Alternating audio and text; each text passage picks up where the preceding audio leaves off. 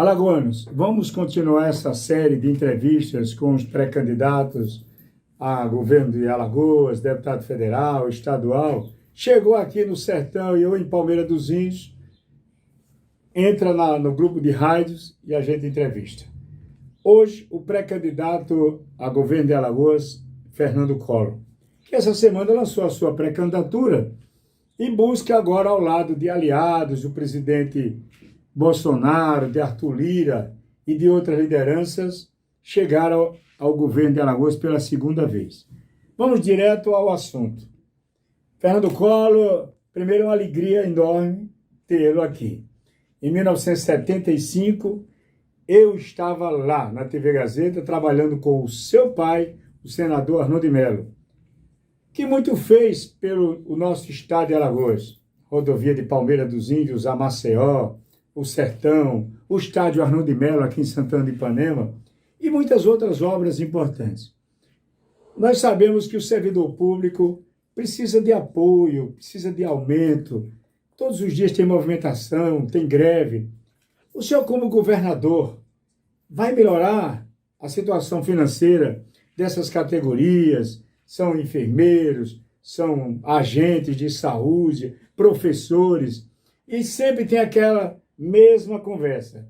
Falta dinheiro, falta dinheiro. O senhor está preparado para trazer uma nova filosofia de trabalho e arrumar dinheiro para a gente também pagar bem aos nossos servidores estaduais? A gente chega com alguma ideia para beneficiar determinado setor, como esse de fazer justiça a essas categorias profissionais, por exemplo, sempre a primeira resposta é: não tem dinheiro, se isso acontecer vai quebrar o Estado, vai quebrar o país. E eu me lembro também que, como presidente da República, eu prometi igualar o que ganhava um aposentado do antigo Fundo Rural, que naquela época ganhava meio salário mínimo. E eu disse: eleito presidente, o primeiro decreto que eu irei assinar será determinando o pagamento de um salário mínimo integral a todos os aposentados do Fundo Rural. E aí, quando eu levei isso à equipe econômica, na preparação ainda do programa econômico que eu levei à população brasileira e registrei no Tribunal Superior Eleitoral, a equipe disse assim: não podemos pagar isso, não há possibilidade, não há dinheiro para isso. Naquela época a inflação estava em 80% ao mês, né? E a preocupação nossa muito grande era de acabar com a inflação, porque quem é mais penalizado num processo inflacionário, como nós sabemos, é o consumidor final, é a população, sobretudo aquela mais necessitada. E aí eu disse: pois é, mas vai quebrar o país? Eu vou mostrar a vocês que não vai quebrar. Vai ser o primeiro decreto que eu assinarei, o que eu fiz, e o país não quebrou. Então, muitos benefícios aí na questão das vacinas, né, que aqui chegaram, graças ao apoio do presidente Bolsonaro. Foram mais de 500 milhões de doses que o governo federal disponibilizou para toda a população brasileira. Alagoas teve o seu quinhão e, graças a isso, nós estamos começando a debelar essa questão da Covid. Esperamos que essas aglomerações, agora de São João, que elas não deixem de impedir essa infecção, porque multidões, quando reunidas num processo pandêmico, num processo de pandemia, a gente sabe que a transmissão tem uma possibilidade muito maior de ter sucesso, mas enfim, e também nos recursos que nós trouxemos para as prefeituras de Alagoas, para que elas pudessem enfrentar as dificuldades, não somente no campo da saúde, mas no campo da agricultura familiar, para os pequenos produtores rurais. Conseguimos a redução de até 95% das dívidas dos produtores e pequenos e médios proprietários rurais, que tinham não tinham como pagar essas dívidas, e o Banco do Brasil e o Banco do Nordeste estavam tomando as suas terras e tomando os seus equipamentos e implementos agrícolas. E nós conseguimos, com o presidente Bolsonaro, para fazer um programa em que essa dívida caiu em até 95%, não é? E as terras fossem devolvidas aos seus reais proprietários. A questão do FIES, do mesmo jeito, para aqueles alunos que não tiveram como fazer o pagamento do empréstimo tomado para cursar o o ensino superior e, quando começassem a trabalhar, pudessem pagar o empréstimo tomado, se verificou também que, em função dos juros e tudo isso,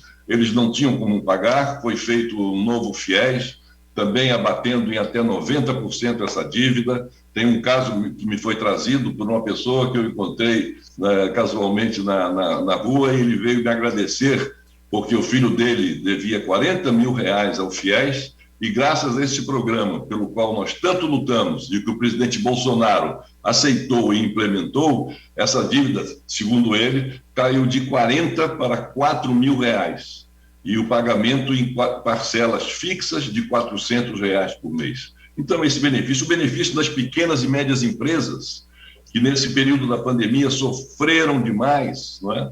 Foram mais de R$40 bilhões para financiar o capital de giro dessas pequenas e médias empresas. Enfim, são muitas as coisas que nós pudemos, como senador, realizar graças ao apoio do presidente Bolsonaro. Bom, e aí, apresentei o meu nome novamente como candidato ao Senado da República, mas passou-se um tempinho, os candidatos se apresentaram ao governo e eu comecei a receber muitos apelos das diferentes camadas da sociedade alagoana, pedindo para que eu apresentasse o meu nome como governador, porque precisavam, não é, aqueles que constroem o desenvolvimento de Alagoas, dizem eles, né, que precisavam de um candidato com experiência, com maturidade, alguém que eles pudessem ter confiança de conduzir o estado de Alagoas num período difícil que nós vamos passar. Nós vamos passar, a partir do ano que vem, vamos passar em função das questões externas, porque o dever de casa o presidente Bolsonaro vem fazendo junto com o Paulo Guedes. Mas acontece que lá fora as coisas estão se deteriorando. A situação econômica dos países mais desenvolvidos, ela vem piorando, não é? E nós sabemos que isso vai, em algum instante, causar uma recessão mundial. E nós temos que estar preparados para isso. E Alagoas precisa ter um governador que, além da experiência, a capacidade já demonstrada de inovar, de ousar, enfim, de olhar por aqueles que mais necessitam e priorizar a iniciativa privada, o setor produtivo, a ter ânimo de investir, eles entendem que essa pessoa seria eu. Então, depois de muitas conversas, passamos aí 1 mês e pouco conversando, sempre em contato com o presidente Bolsonaro, quando aí recebi a intenção do presidente Bolsonaro de me ver como candidato ao governo, até porque ele não tinha palanque aqui em Alagoas. Porque quem faz o palanque do candidato a presidente nos estados é o candidato a governador, não é o candidato ao Senado. E aqui em Alagoas, nenhum dos candidatos até então colocados eram Bolsonaro. Alguns, inclusive, rejeitando o nome do Bolsonaro, né? Rejeitando, seja pela omissão, seja por uma ação a favor da oposição ao presidente Bolsonaro, nenhum deles tinha simpatia. Então, eu, como candidato ao Senado, precisaria tomar uma posição, ouvindo esses apelos que recebi, e depois em função dessa questão política também que revestiu todo esse sentimento da população alagoana de querer que eu me apresentasse como candidato ao governo. E assim, então, depois do beneplácito do presidente Bolsonaro, a quem mais uma vez agradeço, hoje nós temos um palanque a favor do presidente Bolsonaro, onde ele estará à vontade, no momento em que nos visitar, de ver ao seu lado amigos, companheiros, pessoas que ele veja e conheça. Alguns não o conhecem, mas vai conhecer pessoalmente pessoas que estão ardorosamente e de forma definitiva e cabal a favor da sua candidatura a presidente da República. Foi daí que nasceu a minha candidatura, Pedro. Muito bem, está aí. Olha, estou conversando com o senador Fernando Collor de Mello, pré-candidato ao governo de Alagoas, lançou os seus objetivos, a sua campanha de pré para chegar ao Palácio dos Martírios esta semana. E como jornalista e bom jornalista e experiente também na área de política, claro que ele deixa aqui o apresentador confortavelmente, porque ele solta realmente aquilo que tem ações. Se o presidente aqui for realmente numerar, a quantidade de ações para os brasileiros, são muitas. Essa juventude de hoje, poucos sabem que o celular veio exatamente na sua gestão. Os carros brasileiros, hoje nós temos carros de todas as marcas, o senhor chamava de carroças, e de repente, fábricas internacionais vieram para cá, presidente. Isso nos dá assim, a alegria de que a renovação, a informática, a internet, posteriormente, nasceu tudo isso com o senhor lá atrás, que inclusive com a Eco 92, o mundo olhou para o Brasil e hoje continua vivo ainda aquele encontro das nações aqui. E a gente tem que agradecer, o Brasil mudou após a sua chegada à presidência da República. Muito obrigado, Fernando. Muito obrigado a você por essa afirmação e realmente se vocês me permitirem, sem falsa modéstia, realmente o Brasil mudou. Não é? O Brasil era antes de eu me eleger presidente, disputando, é bom que se lembre, né? Naquela época éramos 22 candidatos.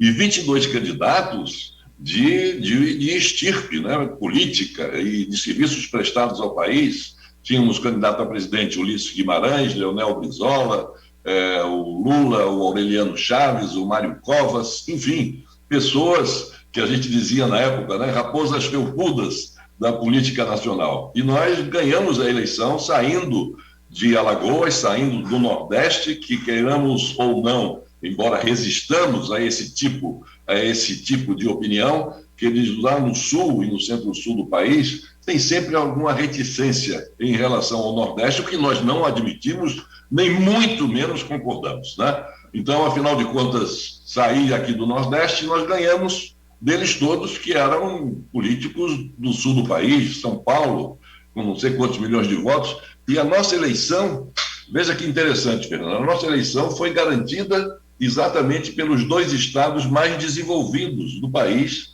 que são os estados de São Paulo e do Paraná.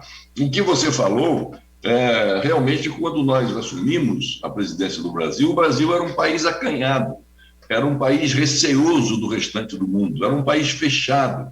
Nós estávamos nos grilhões dos monopólios privados que foram criados na questão na área da informática, na área automobilística, na área da petroquímica, na área do cimento. Enfim, nós combatemos esses monopólios, abrimos as fronteiras do Brasil para um comércio com o exterior, mostrando que nós éramos, como somos, parceiros confiáveis, parceiros que davam as boas-vindas ao capital que quisesse aqui ser investido.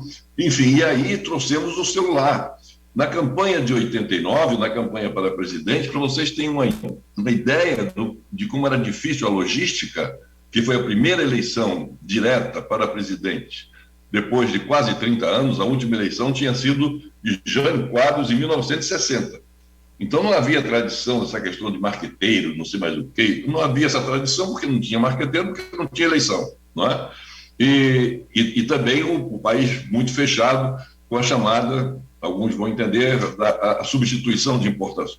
Bom, nós acabamos com isso, abrimos o país comercialmente, trouxemos os celulares que hoje nós não saímos de casa sem apalpar os bolsos para saber se nós estamos com ele no bolso, né?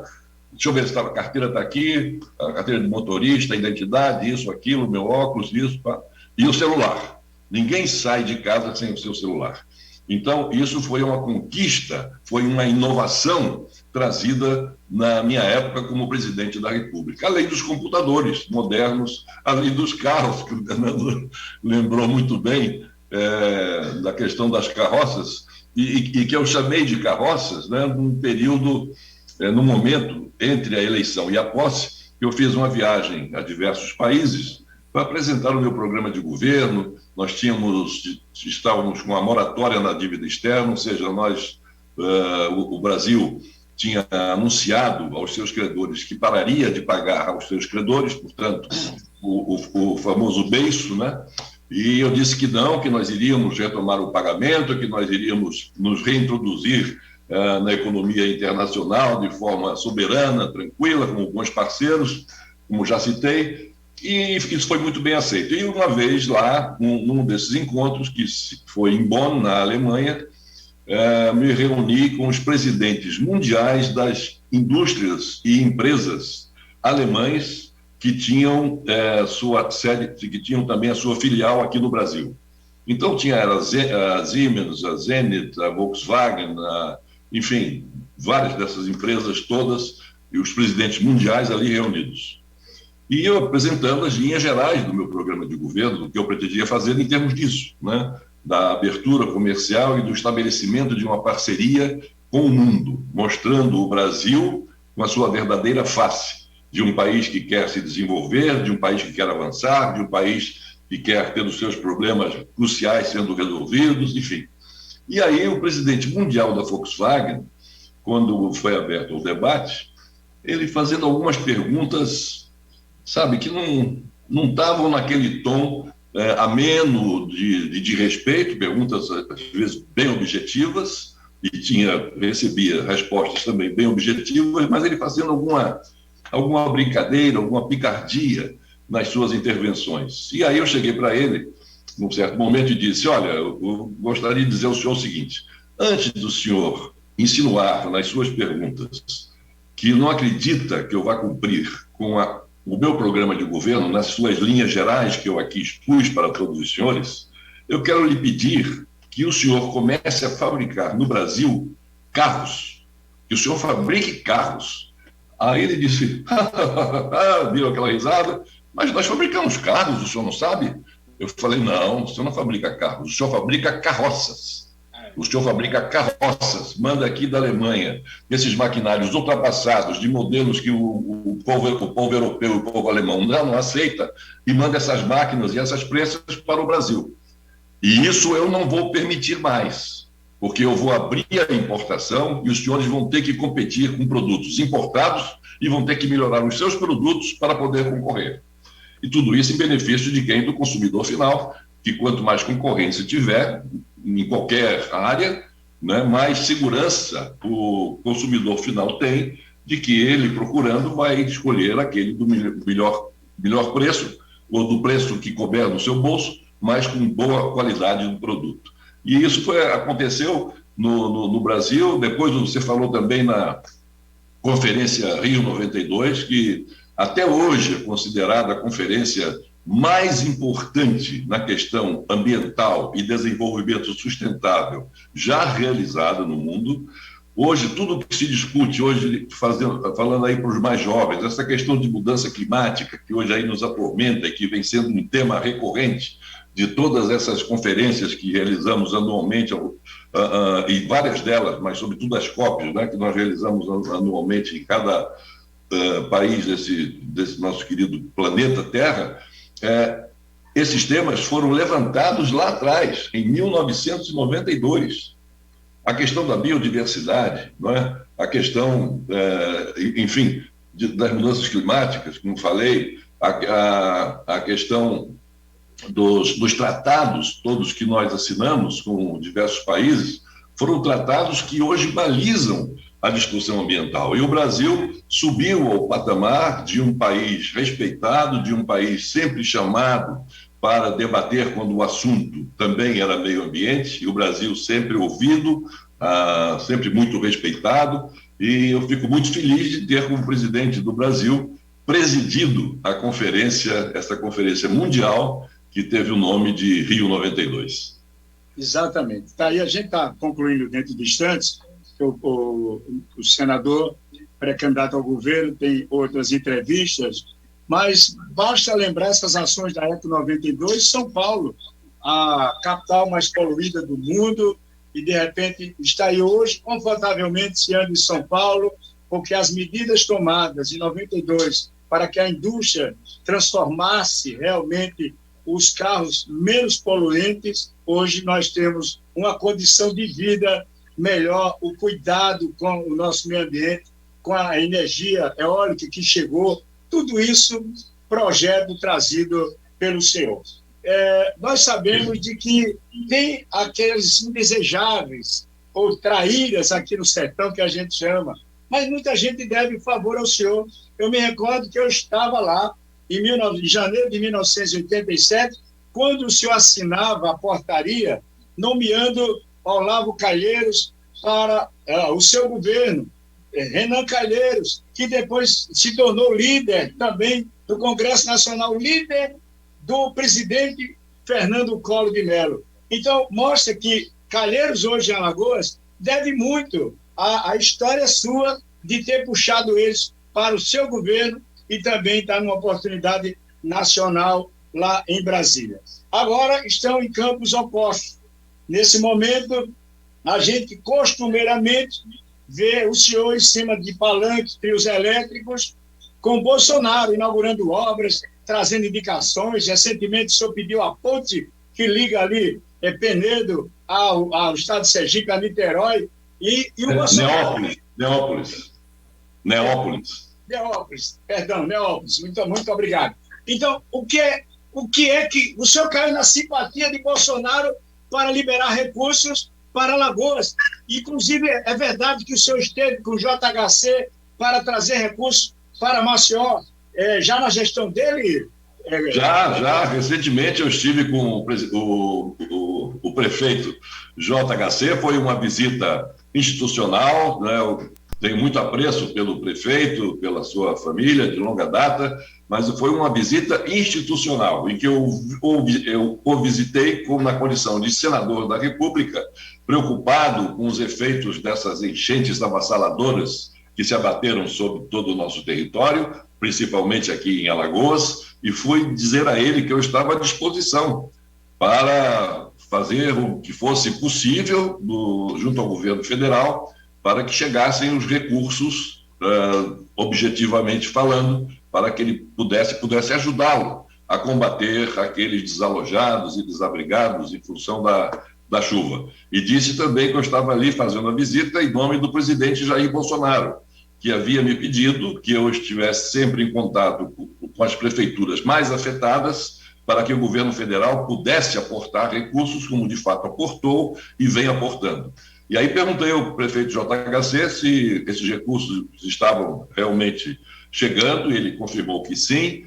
Perguntei se a Comissão de Defesa Civil Nacional já tinha chegado a Maceió, ele disse que sim, que por determinação da defesa do presidente Bolsonaro, a Defesa Civil Nacional já estava em Maceió, que ele havia reservado, inclusive, um espaço amplo no prédio da prefeitura para que essas duas equipes, a municipal de defesa civil e a nacional de defesa civil, estivessem interagindo para melhor eficiência na aplicação desses recursos e na solução dos problemas por que passavam ou por que passam ainda hoje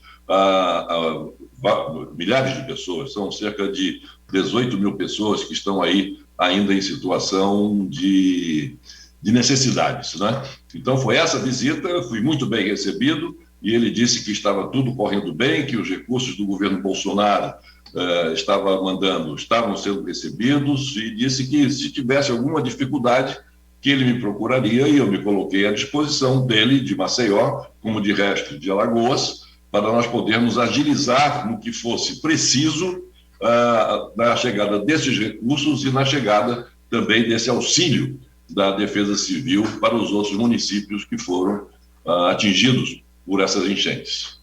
Presidente, muita gente aqui no Zap, muitas pessoas comentando também no YouTube, inclusive eu, Disdá Paixão, ex-presidente da Câmara de Vereadores de Santana do Ipanema, o Merica, está informando aqui que na sua gestão como presidente do Brasil, os velhos foram reconhecidos e tiveram salários justos. Ele agradece muito em nome das pessoas idosas brasileiras com as suas aposentadorias dignas, que antigamente era equivalente, vamos supor, receber R$200, e hoje o senhor foi para 1.000. Então, há muita gente agradecendo também o seu trabalho com os idosos, aumentando a aposentadoria. Muito obrigado, Ian. Foi uma boa lembrança do Merica. Um abraço para ele. E um abraço, aliás, eu quero citar aqui todos os municípios, né, que estão ligados aí nesse nosso bate-papo.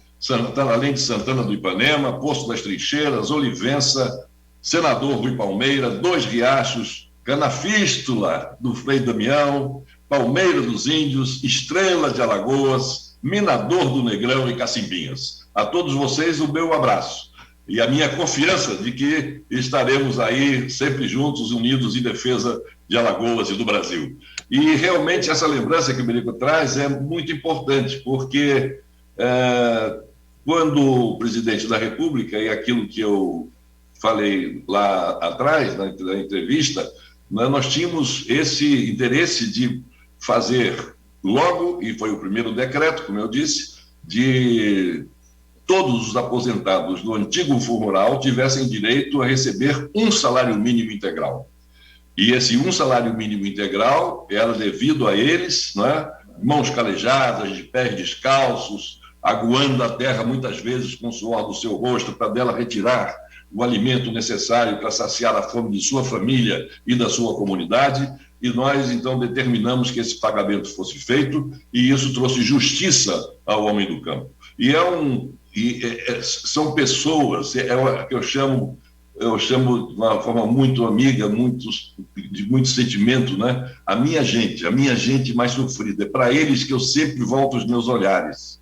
O meu olhar está sempre vendo e percebendo o sofrimento que eles estão passando e tomando providências para diminuir esse sofrimento. Então, a essa minha gente, aos pequenos produtores rurais, aos pequenos produtores de leite, nós também tivemos aí uma atuação muito forte para que o programa do leite em Alagoas não acabasse, porque chegou o momento, um ano aí, acho que foi 2019 ou 2020, que eu recebi a informação do Adelmar, da cooperativa da CPLA, dizendo, olha, o programa do leite vai acabar. Eu falei, não, isso não pode. Aí lá fomos nós falar com o Paulo Guedes, e eu disse, não, vamos deixar aqui, não vamos cortar o orçamento, não vamos tirar a rubrica do orçamento, vamos deixar a rubrica, e esses recursos aqui eram 5 milhões de recursos para que a gente depois reforce. Eu falei, não. Nós queremos que seja dotado já nessa rubrica, seja dotado um número muito superior a isso, porque senão o programa do leite em Alagoas vai parar, vai acabar e vai deixar ao léu milhares de famílias sertanejas, milhares de famílias da bacia leiteira, e nós não podemos permitir isso. Afinal, depois de muita luta, depois de muita briga, conseguimos os 20 milhões, que era o que necessitávamos para dar continuidade ao programa do leite. Além disso, como senador também, né, destinei a máquina pasteurizadora da CPLA, uma máquina ultramoderna. O senhor, jornalista, um homem envolvido com cultura, sabe que Palmeira dos Índios hoje tem, inclusive, um amigo seu chamado Dr. Ivan Barros, que, como vereador, concedeu o título de cidadão honorário ao seu pai, o senador Arnon de Mello, e vai fundar agora, estava esperando passar para inaugurar a Fundação de Palmeira dos Índios de Cultura, com teatro, um arquivo grande de Graciliano Ramos. Eu não sei se ele estava me acompanhando, né?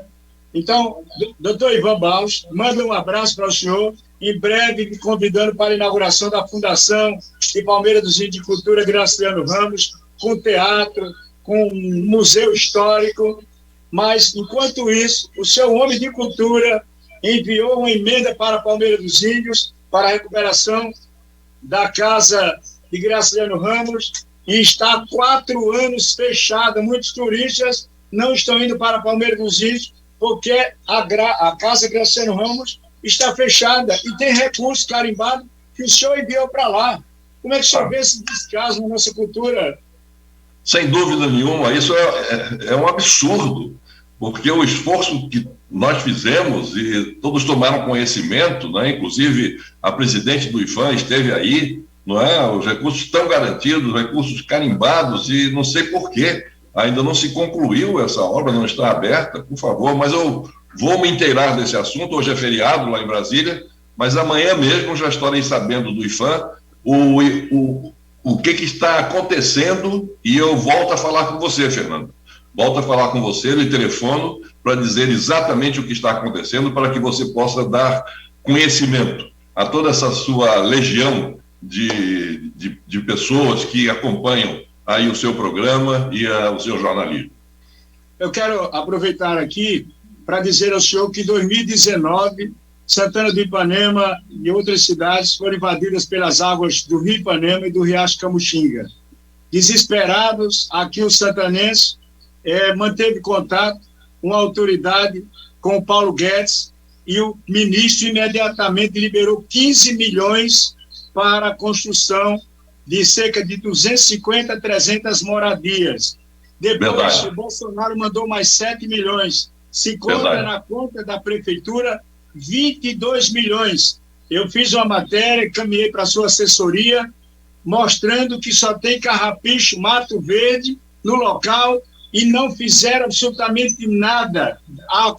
Segundo a Bolsa Correligionários, seria para que o presidente Bolsonaro não viesse a Santana inaugurar essas casas. E o povo está lá, casa rachada, na beira do rio, com medo do rio de novo, e esses 22 milhões e as casas não saíram, governador. Olha, isso é algo muito sério, né? Eu só tenho que lastimar profundamente que essas casas não tenham sido construídas e oferecidas àqueles que perderam o seu teto para proteger a si e a sua família. Não, isso não pode acontecer. Isso não pode acontecer. O governo federal compareceu lá, nós falamos com o presidente Bolsonaro, falamos sempre, eu cito sempre o ministro Paulo Guedes, porque cada vez que eu vou conversar com o presidente, se é alguma coisa que dependa de recursos, não é? Eu vou primeiro com o Paulo Guedes, vejo a conversa dele qual é, se está de acordo, se não está de acordo, e, enfim, e já levo ao presidente e dizer assim, olha, estive com o Paulo Guedes, ele disse que está com dificuldade aqui, mas ele precisaria somente de uma palavra sua para resolver, ou o Paulo Guedes já concorda, então o presidente já telefona e manda fazer a liberação. E um dos casos foi esse, não é? Um dos casos foi esse. Eu me lembro que eu entrei em contato com o deputado Isnaldo Bulhões, que é uma família que todos sabem, não é? Temos ligações históricas, né? Que vem lá do meu pai, enfim, e eu passei por todas essas gerações até chegar à geração do Isnaldinho, e perguntei a ele, né, na oportunidade, se eu poderia fazer alguma coisa, e ele disse não, que já estava tudo sendo encaminhado pelo partido dele e que as coisas estavam caminhando bem. Mas, pelo sim, pelo não, né, eu fui e falei com o presidente, olha, tem essa questão dessas enchentes aí, o Isnaldinho havia me dito dessa questão das casas, ele falou, não, o Rio, graças a Deus, não teve nenhum óbito assim, mas algumas casas foram inteiramente destruídas e é esse dinheiro que ele está precisando, mas eu já encaminhei aqui pelos caminhos que eu tenho. Falei, bom, muito bem, mas aí, pelo sim, pelo não, volto a frisar, aí estive com o presidente Bolsonaro numa desses eventos em que participamos juntos, a convite dele, e aí no final desse evento eu falei, olha, a questão lá das enchentes, lá tem um município chamado Santana do Ipanema e tal, que está com o problema das casas, que precisamos resolver. Eu estive com o deputado da região e do município, ele disse que já tinha entrado em contato, só queria reforçar para que esse dinheiro chegasse o quanto antes. Então, esse dinheiro chegou, enfim, eu espero que ele seja aplicado e se essa notícia estiver confirmada mesmo, Fernando, de que o dinheiro chegou e as casas não foram construídas, isso me chama a atenção, me causa estranheza. Eu estou aqui torcendo para que essa informação ela não se confirme e que as casas tenham sido construídas e que aqueles que são o alvo da nossa atenção, aqueles desabrigados, né, desassistidos pelo período da chuva, tenham tido a assistência que foi trazida graças ao presidente Jair Bolsonaro. Isso, sem dúvida nenhuma, eu vou também dar uma checada nisso para saber o que está acontecendo, Fernando. Muito bem. Olha, inclusive, eu estive no local, a prefeita, há cerca de 15 dias, encaminhou para a Câmara de Vereadores um pedido de suplementação de 22 milhões para iniciar o processo de licitação, e esse dinheiro está na conta. Eu entrevistei o deputado Isnaldo há cerca de 3 meses, falava, cadê os 15 milhões que Bolsonaro mandou? e ele disse, não são 15 milhões, são 22 milhões, mas tem muita exigência, tem que botar posto de saúde, tem o projeto, tem que ter escola, e isso seria a desculpa deles para demorar, e o povo sofrendo aí na beira do rio, com 22 milhões guardados há cerca de 3 anos. Completou agora, no mês de junho, 3 anos que esse dinheiro está. Mas para eu queria aproveitar, Fernando, e fazer um apelo aí à prefeita Cristiane, ao meu amigo Marcelo, que verificassem isso. Por que essa demora? Por que essa demora, não é?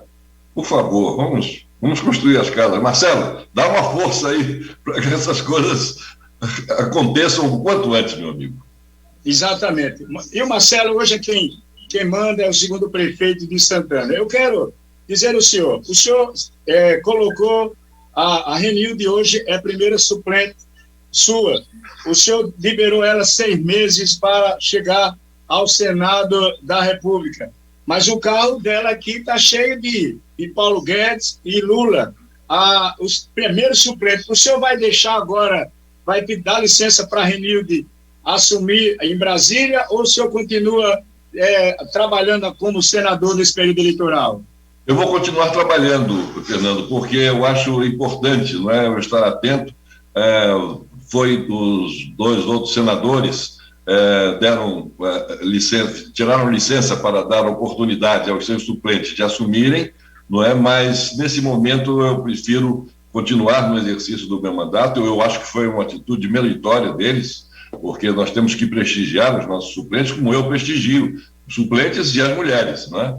Então, nessa minha última candidatura, eu fui a doutora Renilde, e também falando com o Isnaldinho, falando com o Marcelo, com o Cristiane, enfim, com todos da família, e dizendo que, olha, eu gostaria muito que o sertão das Alagoas pudesse ter uma vez no Senado, tivesse voz no Senado, e que fosse uma mulher, que fosse a doutora Renilde, né? Que esposa do meu querido amigo Isnaldinho, enfim, do nosso finado e querido Geraldo Bulhões. E essa homenagem eu quis prestar ao sertão alagoano. E realmente ela teve a oportunidade de ser senadora. Hoje o correto é chamar a doutora Renilde de senadora doutora Renilde, porque esse título ela não perde. Isso pelo protocolo brasileiro, ela não perde esse título, não é? E ela representou muito bem o sertão, representou muito bem Alagoas, e eu fiquei muito envaidecido pelo fato de ter dito às pessoas, tá vendo, acertei na escolha que fiz.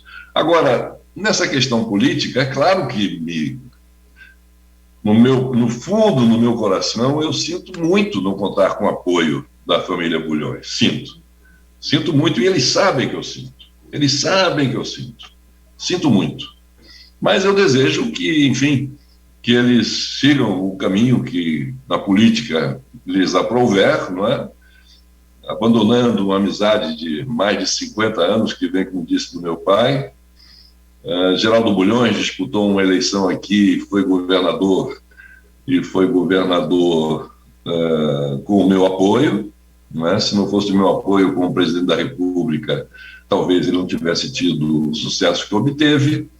O Isnaldinho foi conselheiro de contas nomeado pelo Geraldo Bulhões, que eu elegi como presidente da República, governador de Alagoas. O Isnaldinho, que era um menino, né, se transformou nesse fulgurante deputado federal. Enfim, e vem tudo daí, isso tudo nasceu lá de trás, como do mesmo modo, quero dizer, que quando candidato a governador em 86, recebi o apoio do Geraldo Bulhões, recebi o apoio da família Bulhões aí em Santana do Ipanema.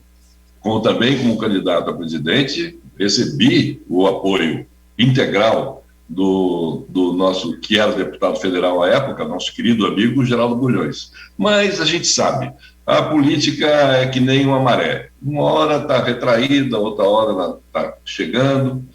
Eu só peço o seguinte, que vocês de Santana do Ipanema e da região, né, de Santana do Poço, da Olivença, de Rui Palmeira, do Riacho, Canafístula, do nosso querido Frei Damião, Palmeira, Estrela, Minador e Gacimbinhas, que vocês não me esqueçam, né?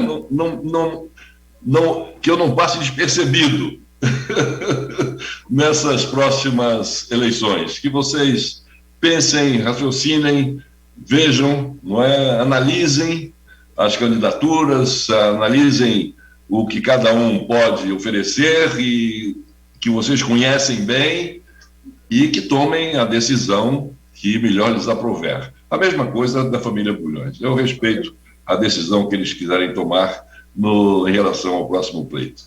A justiça será feita. Está aí, doutora Renildo, está aí, pessoal, está na hora de realmente fazer aquilo que ele fez a vida inteira, colocar o doutor Isnaldo lá no tribunal, graças à chegada de Geraldo. Quero até agradecer aqui, que o senhor esqueceu, mas eu estava lá em Mochotó, quando Sim. o senhor deu o aval para o início das obras do Canal do Sertão no governo de Geraldo Bulhões. E antes do senhor falar, eu quero dizer que Guia TV Brasil, de Pombal, TV Pombal, Guia TV Brasil, canal 91, lá na Paraíba, está retransmitindo para todo o Brasil, canal aberto, canal 91, e a população de Pombal e daquela região da Paraíba está mandando um abraço para o senhor. Está transmitindo agora, ao vivo, a sua imagem, o som aqui também do nosso YouTube. Alain dizendo que vai, com certeza, chegará ao governo. Santelmo também diz que Bolsonaro e o senhor chegarão ao governo. O William Silva diz que agora o senhor ganhou o voto dele. A gente não está pedindo voto, pelo amor de Deus, mas diz que o senhor ganhou o voto. São muitas manifestações. Hein? Vitor Paulo Araújo também, aqui, também dizendo que vai acompanhar a sua caminhada ao governo de Alagoas. Isso eu fico alegre, porque a resposta do povo, a comunicação, aqui nesse fim de mundo do Brasil e do mundo que é a minha querida Santana do Ipanema. Eu diria no começo do mundo. Não é fim do mundo, é o começo do mundo. É o começo do mundo. Essa é a história do fim de mundo, um candidato perdeu a eleição em Maceió. Mas, desculpa, começo do mundo. Aqui é a cidade mais querida, mais amada do Brasil. Mas eu quero aqui, na minha deficiência visual, hoje, com a cegueira total, mais feliz da vida de estar entrevistando um líder político, mas outros estão perguntando quem será o seu vice. Será o Leonardo Dias, vereador de Maceió? Será Célia Rocha, ex-prefeita de Maceió? E o seu candidato, pré-candidato a senador, já está definido também? Não, ainda não, Fernando. Na questão, e todos vão entender, na questão da escolha do vice, normalmente isso se dá nos dias que antecedem as convenções partidárias, que vão fazer a escolha dos candidatos majoritários e proporcionais de cada um dos partidos envolvidos no pleito eleitoral.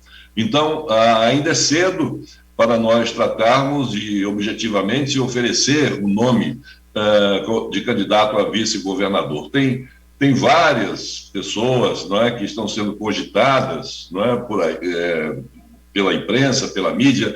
Todos os nomes que estão sendo cogitados merecem o meu maior respeito, o meu maior apreço, mas isso só poderá ser decidido depois que nós conversarmos, porque não podemos pegar um vice e enfiar pela goela.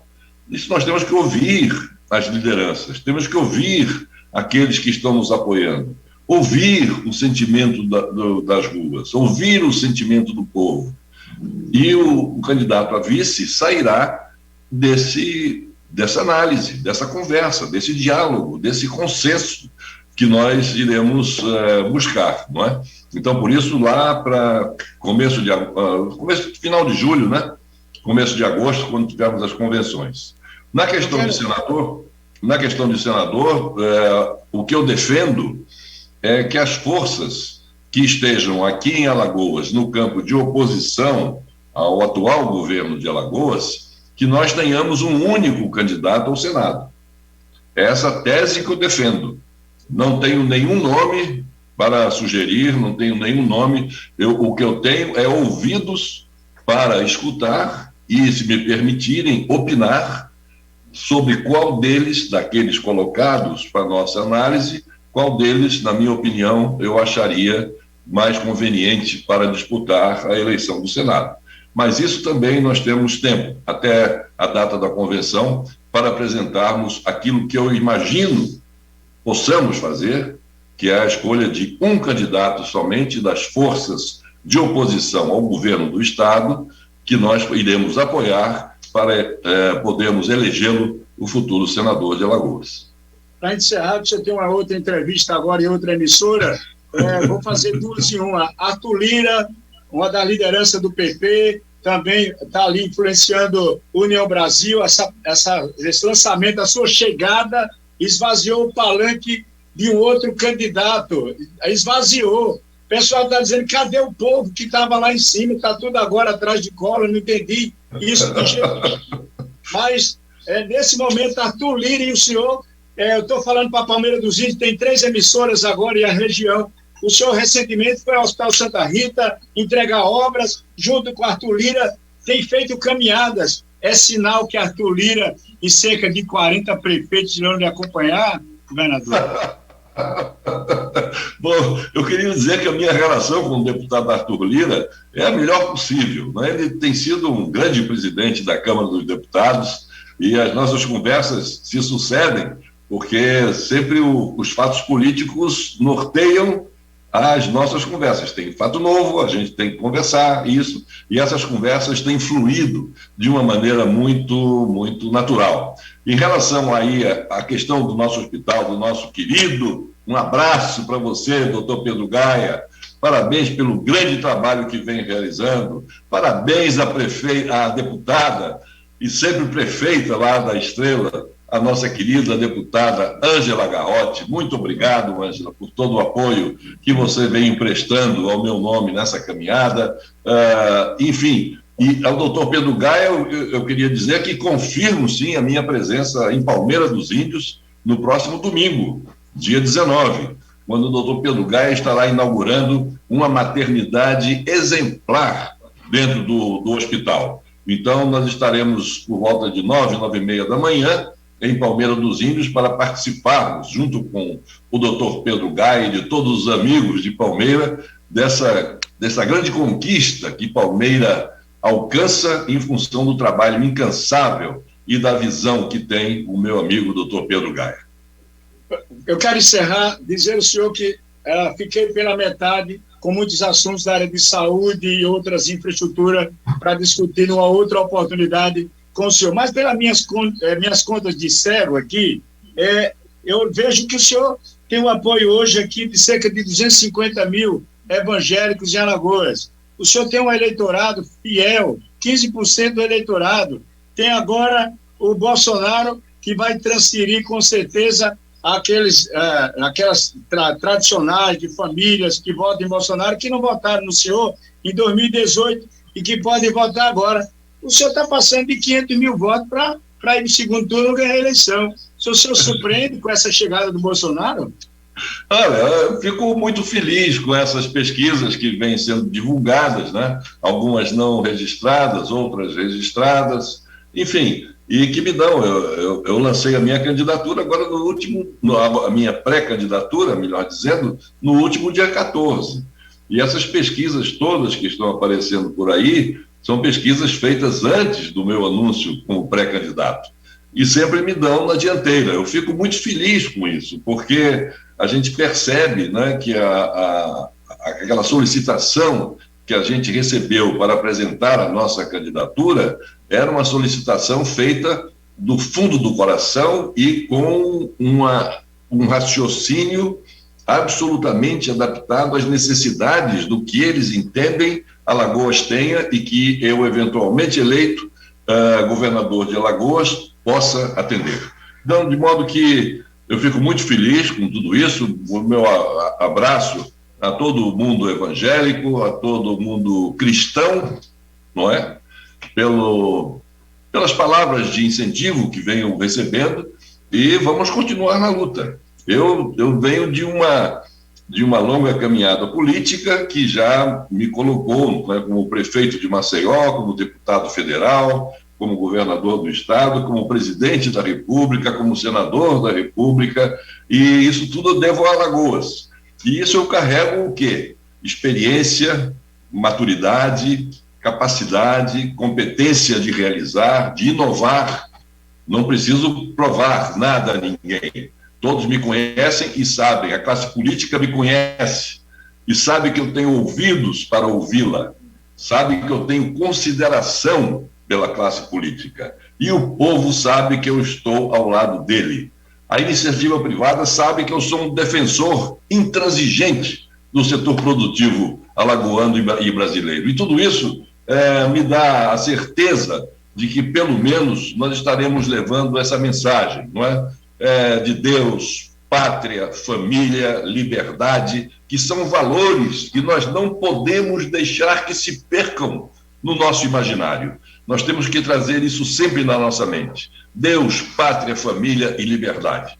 E com base nisso, e com base nesse apoio do presidente Bolsonaro e do povo alagoano, é que eu estimo que a minha pré-candidatura possa avançar e nós possamos, eventualmente, dependendo de Deus e da vontade do povo alagoano, chegar novamente ao governo de Alagoas. Muito obrigado, Fernando, muito obrigado a todos vocês, ouvintes, obrigado a vocês, sertanejos, meus queridos amigos, a minha gente que eu gosto, que eu quero bem e por quem eu sempre trabalhei. Muito obrigado a vocês por tudo. Um grande abraço. Grande abraço, boa sorte, obrigado, Jonatas, obrigado a todos, companheiros jornalistas da equipe da assessoria do ex-presidente, senador, pré-candidato ao governo de Alagoas. Um grande abraço, Alagoas, muito obrigado.